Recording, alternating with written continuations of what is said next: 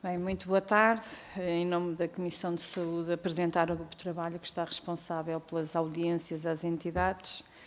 Temos aqui hoje a entidade da Associação Portuguesa de Nutrição Entérica e Parentérica e cumprimento o doutor Aníbal Marinho, diretor de Serviço de Cuidados Intensivos Centro Hospitalar Universitário do Porto, professor António Sousa Guerreiro, direção da Associação Portuguesa de Nutrição Entérica e Parentérica, e o Dr. João Pedro Pinho, também da direção da Associação Portuguesa de Nutrição Entérica e Parentérica. Nós temos aqui representados o grupo parlamentar do PS, do PST e do Chega. Estas audiências também são gravadas, portanto, os restantes grupos parlamentares não podendo estar presentes têm forma de aceder à audiência e a toda a documentação por vós disponibilizada. Em termos de grelha de tempos, temos 10 minutos iniciais para a apresentação, depois temos 5 minutos a cada grupo parlamentar, depois no final voltamos a dar a palavra por um período de 10 minutos, ver se conseguimos cumprir esta grelha que temos destinada, e passo desde já a palavra ao Dr. Aníbal Marinho. Muito obrigada.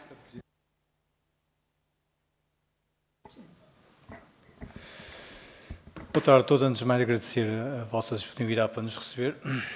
Nós pertencemos à Associação Portuguesa de Nutrição Entérica e Parentérica, que tem largos anos na área científica de tentar ensinar a nutrição clínica aos profissionais de saúde e à população em geral. E só para terem uma ideia, a malnutrição, ao fim e ao cabo, reveste de carência do suporte nutricional. E quando estamos a falar de malnutrição associada à doença, que significa carência de suporte nutricional, ou porque as pessoas estão doentes ou porque estão envelhecidas, portanto é uma situação que é extremamente importante. Nós estamos muito associados à malnutrição que acontece nos países africanos, é por carência alimentar, por disponibilidade de nutrientes. Aqui, neste caso, é a impossibilidade destas pessoas se alimentarem de uma forma adequada. Nós podemos dividir em dois grandes grupos, aquela que é dada por via entérica, ou seja, aquilo que é dado, isto é muito rapidamente, só para contextualizar, aquilo que é dado por via oral, ou utilizando tubo digestivo, ou por via oral, ou se nós não tivermos tubo digestivo, porque existe incapacidade em deglutir, é dado por uma sonda nasogástrica, mas utilizamos o tubo digestivo. E a outra que é dada por via parentérica, que é quando nós não temos o tubo digestivo íntegro, incapaz de absorver nutrientes, nós damos por uma veia periférica ou por uma veia central os nutrientes que os doentes precisam. Só para terem uma ideia geral, a nutrição por via oral ou por sonda, apenas Portugal, Itália, Roménia e os países bálticos não têm com participação para o domicílio. A nutrição parentérica domiciliária, quase todos os países da Europa Central têm com participação para o domicílio. Portugal tem a comparticipação apenas a nível hospitalar, com fornecimento hospitalar. Obviamente há pessoas que estão a fazer nutrição parentérica em casa há mais de 20 anos, mas que não está regulamentada de maneira que possam ser feitas em casa. Porquê é que nós nos preocupamos com isto? Nós até 2016 éramos apenas uma associação que dava conteúdos científicos, era uma associação científica, e em 2016 fomos desafiados pela Sociedade Europeia para entrarmos para um projeto europeu que era o ONCA. Na altura já estavam 15 países envolvidos, 15 países europeus, atualmente estão 19 países europeus envolvidos. Tivemos, pela primeira vez, a percepção que Portugal estava na cauda da Europa, ou seja, nós na altura que entramos tivemos que preencher um flowsheet para dizermos qual era a nossa condição. Efetivamente, Portugal não tinha condições comparadas com os outros países. Só para lembrar, por exemplo, a Espanha tem a nutrição clínica participada desde o século passado. Nós não temos sequer participado no ambulatório. Portanto, estamos a falar do século passado, há mais de 20 anos. Portanto, verificamos que este movimento era tentar implementar um rastreio nutricional nos hospitais e nos centros de saúde e tentar otimizar os cuidados nutricionais para o ambulatório. Obviamente, nós estávamos longe de todo este processo. Havia muita dificuldade em alguns países, mas nós de longe éramos aqueles que estávamos pior. E foi aí que nós começamos a pensar que tínhamos de tomar uma atitude e ir junto dos decisores políticos e tentar que junto destes decisores políticos e através de parcerias com outras sociedades, a Sociedade Latino-Americana de Nutrição Clínica, que nos envolvemos também, pertencemos ao Conselho da Sociedade Latino-Americana de Nutrição Clínica, a Sociedade Europeia já pertencíamos, já tínhamos desafiado, convidamos muitos políticos, obviamente aquilo que chama mais a atenção do Dr. António Salles foi de longe aquilo que mais nos ajudou, e o Presidente da Câmara de Sintra também é de longe aquele que, quando temos iniciativas internacionais, aquele que mais nos disponibiliza material para podermos ter iniciativa. E o deputado Sara Cerdas também tem tido um papel importante a nível internacional relativamente a estas iniciativas. Temos mais de 100 audiências com decisores políticos, eu estou, entre aspas, muito habituado a vir aqui ao Parlamento, não é que eu gosto, porque hoje saí de uma urgência e mal dormido e viemos a conduzir, mas pronto, mas é sempre um prazer vir cá e é sempre bom, nós adotamos para este problema. Da última vez estivemos cá com o Presidente da Sociedade Europeia de Nutrição Clínica. Temos ido a nível internacional falar com os eurodeputados, porquê? Porque é importante, este problema não é só um problema português, porque é que existe esta ONCA, este grupo de trabalho para implementar a nutrição clínica de uma forma eficaz e de uma forma equitativa, e aquilo que não existe a nível europeu é um observatório europeu para a malnutrição. Há um observatório europeu para a obesidade é sempre um problema que toda a gente tem uma grande visibilidade, os malnutridos têm muito pouca visibilidade porque são em geral pessoas idosas e pessoas francamente deprimidas, são associadas à doença, portanto são muito pouco reivindicativos e chamam muito pouca atenção. Nós temos tido o nosso papel também para conseguirmos ter um observatório europeu e já falamos com vários eurodeputados portugueses para nos ajudar a ter este observatório europeu para a malnutrição. Aproveitamos a presidência europeia da Comissão Europeia Portuguesa, fizemos European for Nutrition Live, com o apoio do Ministério da Saúde, na altura com várias entidades europeias, em que falamos sobre a malnutrição no doente oncológico. Temos tido várias entrevistas, quer a nível de jornais, quer a nível da televisão, a falar sobre este problema, para tentar resolver a iliteracia que existe relativamente a esta área. Começamos em 2019 a fazer a semana de sensibilização à malnutrição durante uma semana, em que usamos sempre as tais instalações do Palácio Queluz em Sintra, em que usamos para fazer uma cerimónia solene, em que vem cá, em geral, o Presidente da Sociedade Europeia e o Presidente da Sociedade Latino-Americana para ter intervenções para dar abertura. Isto já fazemos há 4 anos com o apoio institucional de todas as grandes sociedades, quer da medicina interna, quer da cirurgia, quer da medicina geral familiar, da Sociedade Portuguesa de Nutrição e da Sociedade Portuguesa de Oncologia, e fazemos com o apoio institucional de vários políticos que têm ido a estas semanas de aberturas, que é extremamente importante para termos o apoio institucional português, que é para, a nível internacional, perceberem o que é que nós estamos a fazer. A Sociedade Europeia disponibiliza-nos estes postos que divulgamos sempre para a sensibilização para a malnutrição, como um direito humano aos cuidados nutricionais. Utilizamos também estes eventos para fazer a assinatura de acordos, o último dos quais, por exemplo, foi que há uma iliteracia muito grande dos estudantes de medicina sobre a malnutrição, não tem formação em nutrição clínica dos estudantes de medicina, e, portanto, foi assinado um acordo entre a Sociedade Europeia, que está neste momento a disponibilizar conteúdos para a formação dos estudantes de medicina, com o Presidente das Faculdades Médicas Portuguesas, para começarmos a ter conteúdos de nutrição clínica nas faculdades de medicina. Ao mesmo tempo, a nível internacional, assinamos a Declaração de Cartagena, que é uma declaração internacional dos direitos de cuidados nutricional da luta contra a malnutrição, e assinamos a Declaração de Viena ainda no ano passado, em outubro do ano passado. Também é um direito em que há uma declaração que vai para os cuidados nutricionais como um direito humano. Isto leva a que tenhamos reuniões agora mais regulares, quer com representantes das Nações Unidas, quer com representantes da OMS, para que ele seja reconhecido como um projeto a nível global e não um projeto apenas ONCA a nível europeu. E por isso é que é importante termos o apoio da Federação Latino-Americana de Nutrição Clínica. Tentamos também, já agora que estamos envolvidos neste projeto, envolver os países de PALOP. Efetivamente, eles estão numa fase muito incipiente de iniciar o seu processo de utilizar a nutrição clínica. A maior parte dos hospitais em Angola e em Moçambique não utilizam e estamos a tentar ajudá-los nesse sentido e integrá-los, inclusivamente, na sociedade europeia, que eles permitem que países europeus consigam entrar, não europeus consigam entrar na sociedade europeia. O que é que conseguimos na prática, muito rapidamente? Conseguimos que o rasteiro nutricional fosse implementado em Portugal.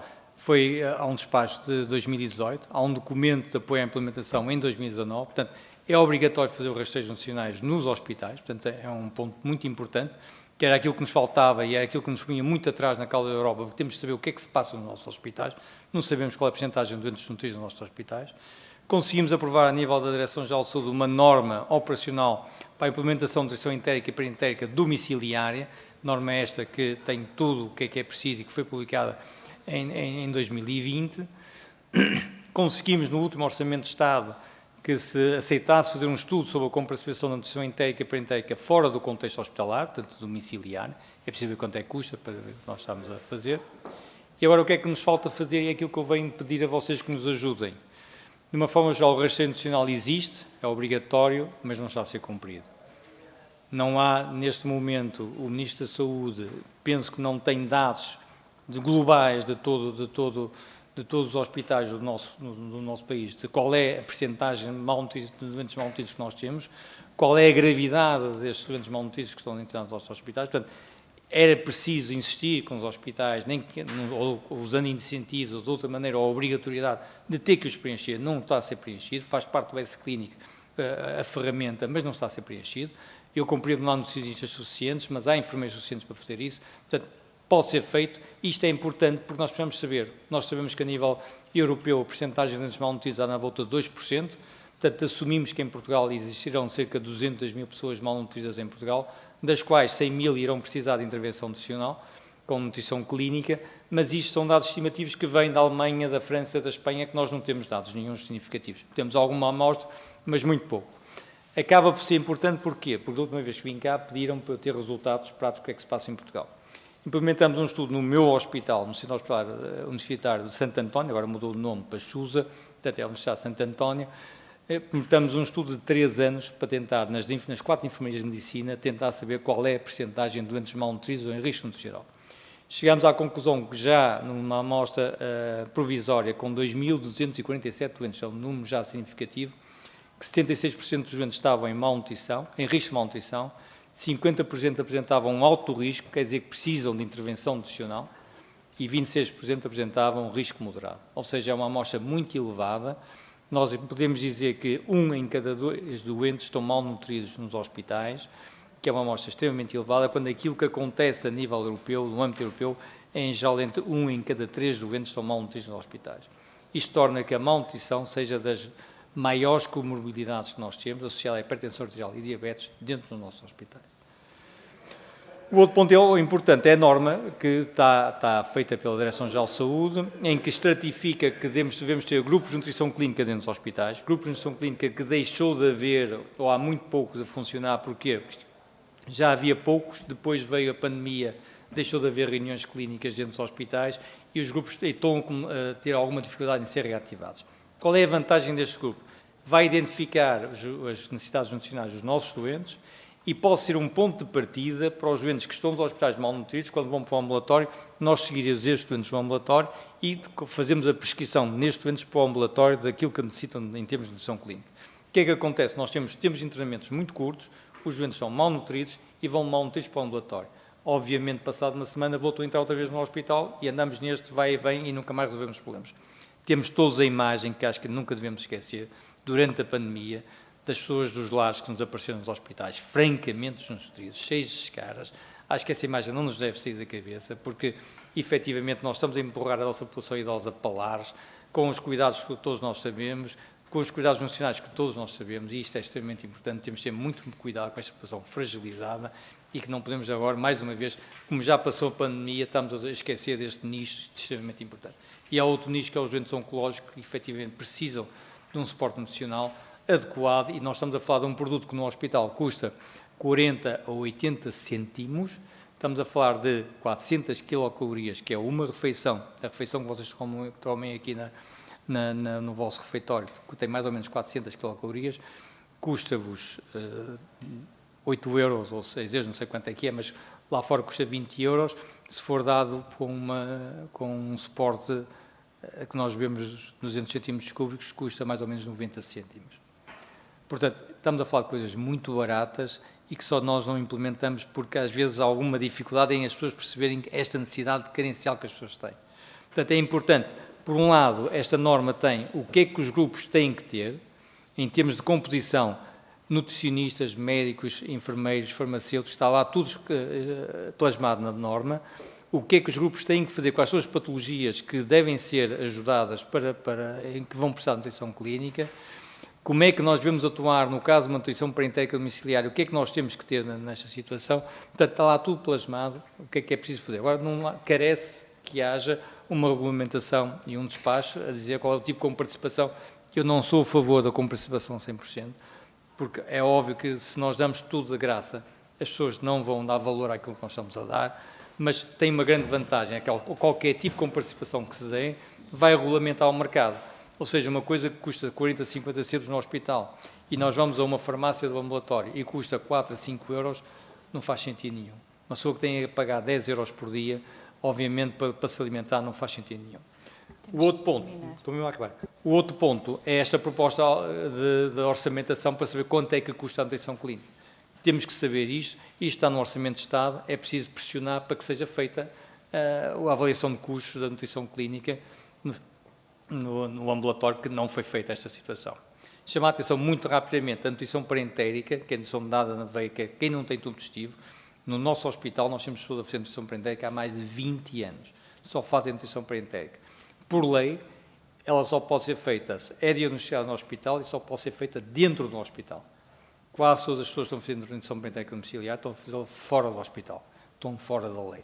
Portanto, é uma coisa tão simples como mudar a linha A para a linha B, e, portanto, isso já pedimos ao enfermeiro para o fazer e não o fez, mas são coisas tão simples como estas que nós temos que mudar. Portanto, é estas coisas que nós precisamos mudar. E outra coisa é a acessibilidade, que é extremamente importante. Muito obrigado. Muito obrigada, Dr. Aníbal Marinho, pela exposição. Vamos agora dar a palavra aos grupos parlamentares. Passo a palavra ao grupo parlamentar do PS. A deputada tem a palavra. Muito obrigada, Sra. Coordenadora. Eu cumprimento a Associação Portuguesa de Nutrição Entérica e Parentérica, na pessoa do Sr. Professor Aníbal Marinho, na pessoa do Sr. Professor António Guerreiro e do Dr. João Pedro Pina. E agradecer em nome do Grupo Parlamentar do Partido Socialista a vossa vinda aqui à Assembleia e também a apresentação que nos foi feita. E evidentemente que é sempre bom nós ouvirmos as preocupações que, nomeadamente, a Associação de Nutrição tem, neste caso de nutrição entérica e parentérica, para de alguma forma também podermos colaborar com e encontrar respostas para os vossos problemas. Como também já foi aqui referido, a malnutrição associada à doença é um problema muito relevante, seja pela sua prevalência, pelas implicações que tem para o doente ou pelas implicações que tem para o sistema de saúde. É um problema que carece, sem dúvida alguma, de medidas políticas públicas. E nos casos em que a alimentação oral deixa de ser possível ou suficiente, é necessário recorrer à nutrição clínica, nomeadamente à nutrição entérica. Estima-se que a malnutrição associada à doença esteja presente em mais ou menos entre 20% a 50% dos casos de hospitalização de doentes quando são admitidos. E o Grupo Parlamentar do Partido Socialista não é indiferente às consequências da malnutrição, uma vez que esta pode atrasar a recuperação e a reabilitação das pessoas com doença, pode aumentar também os custos de saúde e aumenta significativamente os custos de internamento e de tratamento, colocando maior pressão no SNS. Assim como aumenta também o risco de complicações médicas. De modo que estamos cientes das dificuldades dos doentes que necessitam de recorrer à nutrição entérica em ambulatório, uma vez que não têm qualquer apoio ou comparticipação na aquisição destes produtos, muitas vezes determinantes para a sua sobrevivência, qualidade de vida e tratamento. E, por seu lado, as intervenções nutricionais têm o potencial de fornecer melhores cuidados preventivos e medidas de tratamento com uma boa relação custo-benefício. Portanto, o problema já mereceu, como também já foi aqui muito bem explanado, já mereceu uma norma organizacional por parte da Direção-Geral de Saúde, em concreto a norma 17/2020, sobre a implementação da nutrição entérica e parentérica no ambulatório e domicílio na idade adulta.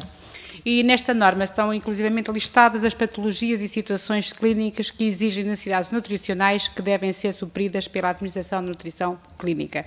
Assim sendo, e para terminar, dizer-vos que o Grupo Parlamentar do Partido Socialista é sensível às necessidades de um regime especial de comparticipação para suplementos, incluindo fórmulas, equipamentos e dispositivos médicos destinados à nutrição entérica e parentérica no ambulatório e domicílio dos produtos prescritos por médicos no Serviço Nacional de Saúde e utilizados em ambulatório no âmbito da citada norma.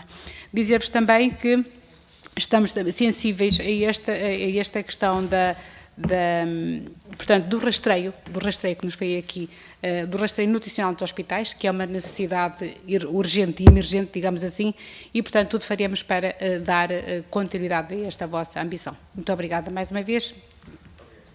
Obrigada, Sra. Deputada. Passo agora a palavra ao Grupo Parlamentar do PST. Sra. Deputada tem a palavra. Muito obrigada, Sra. Deputada Coordenadora. Senhoras e Senhores Deputados, cumprimento os representantes da Associação Portuguesa de Nutrição Entérica e Parentérica, nomeadamente o Dr. Aníbal Marinho, o Professor António Sousa Guerreiro e o Dr. João Pedro Pinho. Em primeiro lugar, quero agradecer a exposição que o Sr. Presidente da Associação nos fez aqui, dando-nos conta das dificuldades do trabalho e também do trabalho que tem sido desenvolvido por esta Associação em prol dos cuidados a prestar a pessoas, a cidadãos do nosso país que não têm outra forma de se alimentarem e que por vezes não têm o apoio, o acompanhamento, o tratamento que lhes é devido. E, portanto, agradeço imenso esta exposição e a primeira pergunta que me apraz registar é se efetivamente há este compromisso assumido por parte do Governo, nomeadamente e por aprovação também, não, na parte do Orçamento de Estado de 2023, para que possa haver este acompanhamento de um estudo sobre os problemas que aqui nos apresentaram. Era perguntar se já falaram com o Sr. Ministro da Saúde ou com o Governo após esta aprovação, nomeadamente no presente ano de 2023, e se houve já algum compromisso planeado, ou seja, agendado para que pudessem iniciar este trabalho ou delinear uma estratégia do seu desenvolvimento. Num breve contexto de enquadramento, é importante realçar que a alimentação entérica e parentérica não são formas de alimentação de primeira escolha e, obviamente, que são indicadas para pessoas que, por alguma razão, não conseguem alimentar-se pela via oral, como, por exemplo, em casos de doenças neurológicas, cancro, traumatismos graves ou cirurgias que afetem o sistema digestivo. E, portanto, trata-se da única hipótese das pessoas se poderem alimentar e receberem os nutrientes e todas as substâncias dos alimentos que vão ingerindo, para que possam, não é sobreviver, mas é viver com maior ou menor qualidade de vida, mas poderem viver. E por isso mesmo seria necessário este reforço, a existência de uma boa rede de apoio e serviços de saúde para garantirmos que estas formas de alimentação fossem acompanhadas nas unidades de saúde, nos hospitais também já o são, mas também que fossem acompanhadas com estudos para que, com os dados obtidos, se pudesse perspectivar um futuro ou delinear quais as medidas a adotar para que a sua vida tenha mais qualidade. Portanto, infelizmente, ainda há muitos casos em que o acesso à alimentação entérica e parentérica é condicionado e, por isso, é fundamental, e o Grupo Parlamentar do PSD aqui registou, que o Estado invista nesta área da saúde, garantindo esta disponibilidade de recursos financeiros ou técnicos e humanos para que se possa fazer o estudo que é pretendido e para que se possa disponibilizar nos hospitais, nas unidades de saúde, melhor acompanhamento dos doentes que têm alimentação entérica e parentérica. Em resumo, a alimentação entérica e parentérica são recursos fundamentais para garantir a sobrevivência e recuperação dos pacientes que não se conseguem alimentar pela via oral e, portanto, vamos apelar ao Estado que garanta este acesso, que colabore com a Associação para que possa oferecer uma educação continuada aos profissionais de saúde e possa acompanhar também os doentes que padecem desta doença. Face ao exposto, mais uma ou duas questões. Pergunto, pois, como é que está... Obrigada, Sr. Presidente, pela condescendência. Como é que, neste momento, a APNEP tem... o que é que tem em vista no imediato para continuar o seu meritório trabalho que, aliás, apresentou e que agradecemos, e se há alguma perspectiva já agendada e, por último, que consequências estão identificadas se nos próximos tempos não fizermos este estudo de caracterização destes doentes. Muito obrigada pela atenção. Obrigada, Sra. Deputada. Sr. Deputado do Parlamentar do Chega, tem a palavra. Muito obrigado, Sra. Coordenadora, Srs. Deputados, os Srs. Representantes da APNEP, muito obrigado por terem vindo e pela vossa explicação inicial, intervenção que foi bastante pertinente, bastante objetiva e que atalhou exatamente aquilo que pretendem do poder político em Portugal e que o Chega acompanha. Aliás, eu quero começar esta intervenção por explicar, tanto aos senhores, não sei se têm conhecimento, mas também a quem nos chegue lá em casa, que o Partido Chega apresentou neste Orçamento de Estado para 2023, uma proposta que foi proposta 1475-C, cujo título era Com participação das formas de leite adaptado a crianças com alergias à proteína de leite de vaca. Isto é uma pequena parte de todo o setor que os senhores representam e daquilo que vêm pedir a este Parlamento, mas o que é facto é que nós queríamos começar pelas crianças, portanto, por aqueles que têm mais dificuldade e pelas famílias que também vieram cá numa audição pedir esse apoio à comparticipação deste tipo de leites para crianças que estão malnutridas porque têm uma condição congénita que não lhes permite receber o leite materno, e o que é facto é que o Partido Socialista rejeitou a nossa proposta e o PSD absteve-se da nossa proposta. Portanto, hoje as crianças não têm um leite adaptado comparticipado pelo Estado porque o PSD rejeitou porque o PS rejeitou e o PSD se absteve. Passando à frente neste sentido, temos também a noção de que o que vem pedir é muito mais alargado e nós saudamos também a aprovação do grupo de trabalho para o estudo, mas pensamos que devemos atalhar mais esta situação e que a comparticipação deve ser feita mesmo simultaneamente com o estudo. Uma coisa não inviabiliza a outra e o Estado pode e deve, por todas as razões que os senhores explicaram aqui muito bem, deve comparticipar este tipo de alimentação.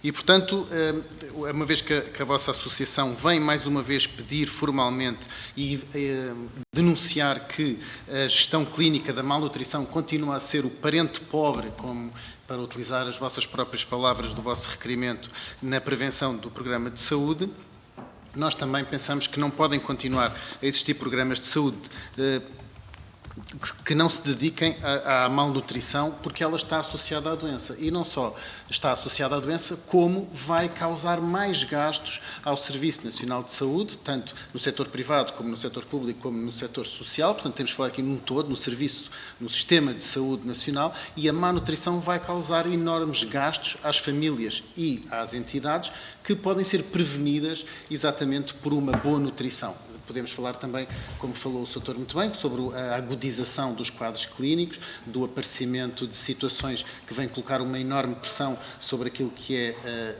a dificuldade nos serviços de urgência que temos hoje em dia nos nossos hospitais e que muitos deles se podem agudizar exatamente por questões de malnutrição. E acompanhamos também essa perspectiva que nos dá de que, de facto, a obesidade tem muito mais visibilidade, tanto nos meios de comunicação social como no espaço público, do que propriamente a malnutrição. Talvez também, penso eu, um pouco por preconceito, um pouco por vergonha, porque a malnutrição talvez ainda esteja colada a um tipo de preconceito e a um tipo de vergonha de falar desse tema que a obesidade já conseguiu ultrapassar. E, portanto, aqui na má nutrição temos também que quebrar esta barreira. Para nós é inconcebível que, tendo a Direção-Geral de Saúde aprovado a norma 17/2020, que também referiram na vossa intervenção inicial, que é dedicada à implementação da nutrição entérica e parentérica no ambulatório e no domicílio em idade adulta e que tem como objetivo identificar o risco nutricional, de facto ainda não vejamos essa norma completamente implementada, tanto do ponto de vista dos recursos humanos, como também nos recursos dos meios que são implicados. E, portanto, é uma norma que já vai fazer 3 anos e pugnamos para que ela seja, de facto, implementada.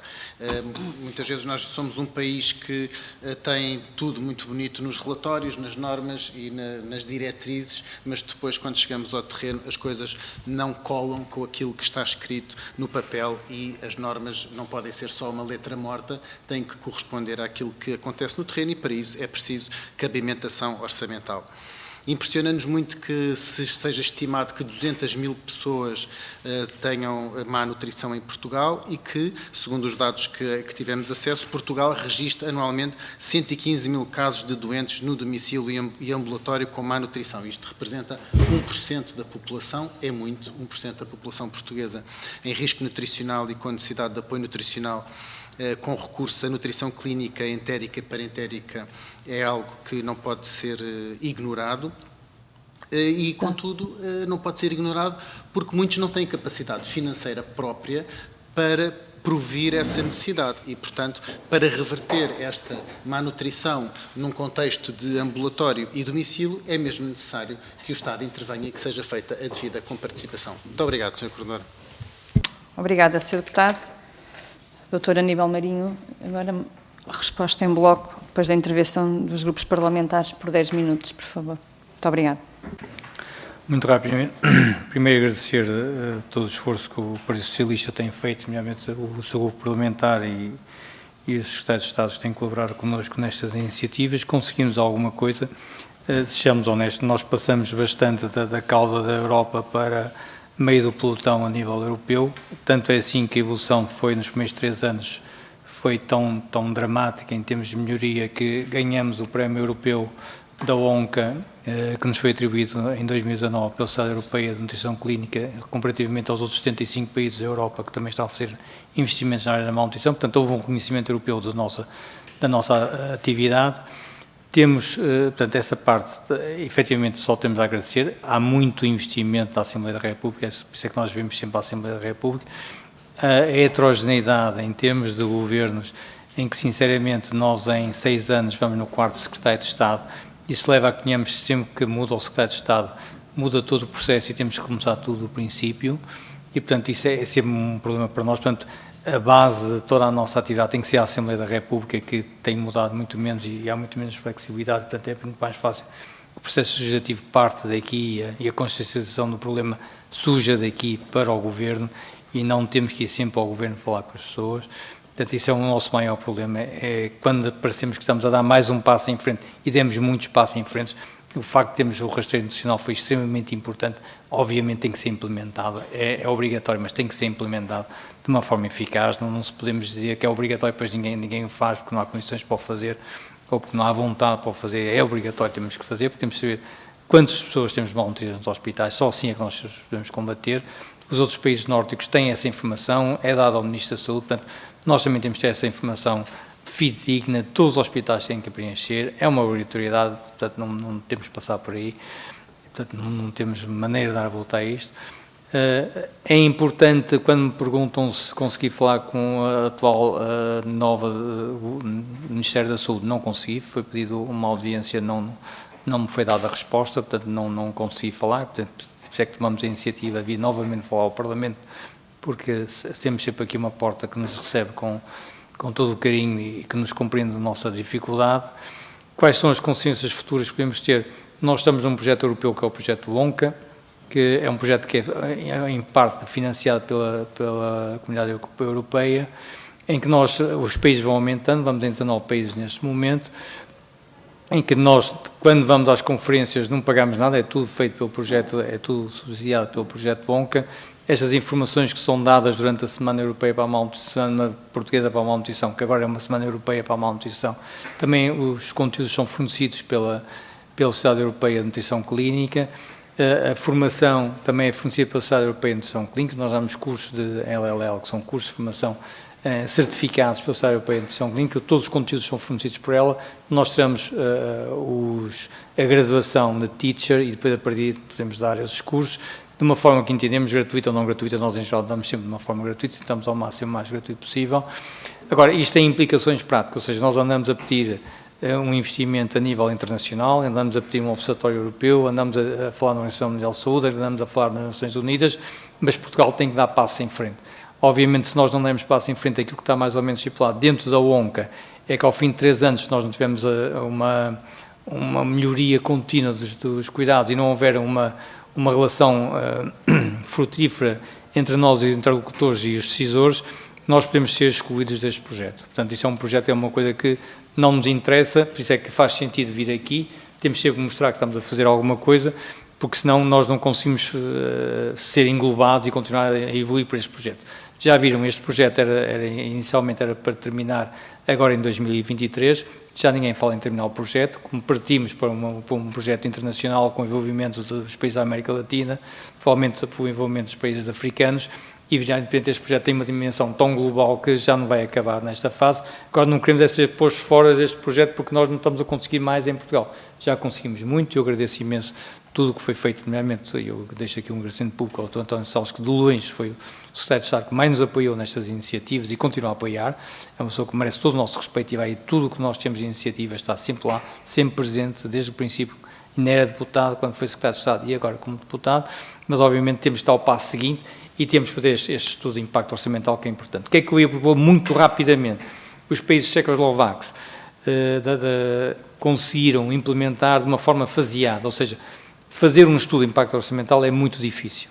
Se me dissermos assim, vamos escolher 2 centros para começar a fazer a distribuição via esse centro, em que há um grupo de nutrição clínica institucionalizado nesse centro, e começa a fazer a prescrição para o ambulatório, vamos ver quanto é que custa. Eu vou-vos dar um exemplo muito simples, que é para vocês terem ideia da dimensão monetária que isto implica. No meu hospital, felizmente, a direção clínica, talvez que nós tenhamos muita sensibilidade para este problema e estamos sempre a aborrecê-los, a direção clínica dá gratuitamente para as pessoas que precisam de nutrição entérica total, ou seja, todos que precisam de qualquer tipo de suplementação entérica total, seja qual for a condição económica, dá os produtos disponíveis, os produtos para o ambulatório. Os que precisam só de algum suplemento, é vista a parte social e é dada esse tipo de apoio. No ano passado, estamos a dar nutrição clínica entérica, não estamos a falar de perentérica, a 432 doentes. Isto deu, no global, custos para o hospital, 126.747 euros. Estamos a falar de um valor irrisório.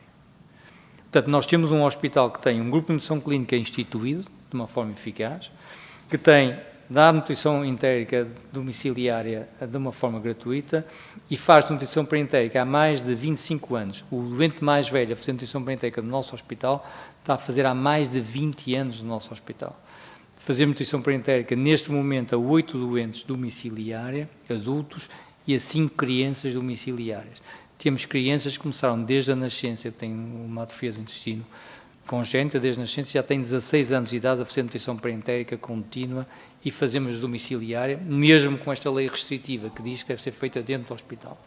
Para além disso, temos também uma enfermaria de 5 camas disponibilizadas, que é uma enfermaria que permite a doentes neoplásicos irem lá fazer a sua nutrição perentérica ao serviço e irem terem alta no mesmo dia, que é um hospital de dia, têm alta no mesmo dia e vão lá fazer nutrição perentérica. Portanto, nós temos todos os meios para fazer esse estudo do impacto económico e, portanto, rapidamente conseguimos saber quanto é que custa fazer nutrição domiciliária dos nossos doentes. Portanto, nós disponibilizamos para isso. É uma coisa simples, porque todo o resto, a maneira de implementar não é muito fácil, como é óbvio, como vocês entendem isso. Mas estão a ver, são custos irrisórios. Para aquilo que vocês estão habituados a falar. Não sei se algum dos meus... Não, eu não quero... Eu peço só, pode desligar e o professor pode usar... E não é? Sim, muito bem. Em primeiro lugar, cumprimentá-los e agradecer muito. E, por outro lado, eu quero dizer que em 1989, quando eu fiz a minha tese de doutoramento, já nessa altura eu falava na desnutrição, na doença pulmonar crónica obstrutiva, na insuficiência respiratória. Já nessa altura. E depois, ao longo de toda a minha vida, tenho realmente acompanhado esta situação e, sobretudo depois, a partir de 2009, em que entrei no Centro Hospitalar de Lisboa Central, tendo sido diretor clínico do Centro Hospitalar, realmente aquilo que o professor Aníbal Marinho acabou de dizer, eu não posso deixar de reforçar, porque não há dúvida nenhuma, que sabem tão bem como eu, que eu sou internista. Os doentes internados nos nossos hospitais têm à volta, a idade média, 75 anos, se não for mais. Há uma causa de internamento e depois tem 5 ou 6 comorbilidades. O doente entra para um acidente vascular cerebral, depois tem uma diabetes, depois tem uma hipertensão, depois tem uma insuficiência cardíaca, depois tem uma insuficiência renal. E, realmente, em relação a estes pontos, lá vamos dando tudo. Mas em relação ao problema nutricional, digamos pouco. Eu tive o privilégio, desde 2009 até 2020, em que fui diretor da Medicina Interna do Hospital de Santa Marta, fora o tempo que estive como diretor clínico, tive o privilégio de trabalhar em conjunto com uma nutricionista. E nós, desde o início, fizíamos o rastreio nutricional. O que é o rastreio nutricional? É uma coisa muito simples, que é o primeiro ponto daquilo que nós chamamos o processo de cuidado nutricional. Começa por rastrear, que é uma coisa muito simples, vamos à avaliação nutricional, que é uma coisa um pouco mais complexa, a partir desse momento está avaliado o doente, e se o doente está avaliado, nessa altura, então, para além das outras terapêuticas, nós fazemos a nutrição, que pode ir desde os alimentos correntes até às formas mais complicadas da nutrição endócrina. E depois, a partir deste momento, o doente é seguido, tem alta, e depois entre alta tem, além de ter a sua nota de alta clínica geral, assim como tem a nota de enfermagem, pode ter a sua nota nutricional. E não há dúvida nenhuma que eu também tenho, já agora vou-me calar já, uma das coisas que fiz antes de me reformar foi que fiz um curso de codificação clínica. Nós somos um país em que temos um problema de não haver registros. E o que é a codificação clínica? Portanto, a codificação clínica, o que eu faço é, todo doente que entra num determinado hospital, eu registro. Eu recebo os processos dos doentes, registro todos os diagnósticos e registro todos os procedimentos. Pronto, e daí adiante. Ora, o que é verdade é que não somos nós cá em Portugal, mas também em toda a Europa, a parte da desnutrição é muito pouco registada. Portanto, se eu neste momento eu posso dizer que um artigo, não muito recente, numa principal revista europeia, que é Clinical Nutrition, mostrava que nos países europeus, a nível hospitalar, a desnutrição grave andava à volta, a desnutrição, andava à volta dos 5% e a desnutrição grave andava à volta do meio, 1%. Ora bem, todos nós estamos a ver que os resultados que o professor Aníbal acabou de dizer, que fidedignos, aliás, nós também participámos num projeto piloto, 50% a 75% dos doentes no nosso hospital estão desnutridos. Pronto, não é isso, estão desnutridos. E já agora aqui vos chamar também uma atenção numa coisa, permitam-me, vamos terminar já. Fala-se muito em obesidade, mas cada vez mais o indivíduo idoso, que nós dizemos que está obeso, pois é, mas tem uma obesidade chamada sarcopénica. É da palavra grego, sarcopenia, falta de carne. E a obesidade sarcopénica é também um problema gravíssimo. Quando nós falamos em malnutrição, desnutrição, obesidade, e dentro da obesidade cada vez mais, e por isso, por exemplo, no serviço que eu deixei, neste momento, grande parte dos doentes são avaliados do ponto de vista muscular. E se realmente nós não... E o que me faz confusão é que realmente nós somos um país que cada vez está a envelhecer mais, cada vez temos mais desnutridos, cada vez temos mais doentes a entrar nos hospitais, e os nossos hospitais não são de agudos, são de crónicos agudizados. Portanto, é fundamental duas coisas, a inter-relação com o ambulatório e a interligação entre os vários profissionais. Permitam-me só para terminar, quando eu deixei o Centro Hospitalar de Lisboa Central, agora essa comissão é liderada pelo professor Gonçalo Cordeiro Ferreira, criámos uma comissão central de nutrição clínica, uma comissão central, e depois cada um dos hospitais componentes do Hospital Central, do Centro Hospitalar, tem uma comissão. E nessa comissão quem é que tinha? Tinha um médico a presidir e depois tinha o nutricionista, o enfermeiro, o farmacologista, tudo isso. Porque realmente só assim é que realmente nós podemos trabalhar a sério. E realmente é um apelo que eu faço de quem há muitos anos trabalha nisto, e realmente a nutrição clínica é realmente o parente pobre disto tudo. Muito obrigada, Sr. Professor. Agradecer em nome da Comissão de Saúde e deste grupo de trabalho à Associação Portuguesa de Nutrição Entérica e Parentérica, Dr. Aníbal Marinho, mais uma vez muito obrigada pela exposição, pelas informações que nos trouxeram, Professor António Sousa Guerreiro, Dr. João Pedro Pinho, em nosso nome, muito obrigada, e estaremos certamente atentos ao que vocês nos expuseram aqui e estaremos disponíveis para a continuidade do acompanhamento deste trabalho e deste tema. Muito obrigada.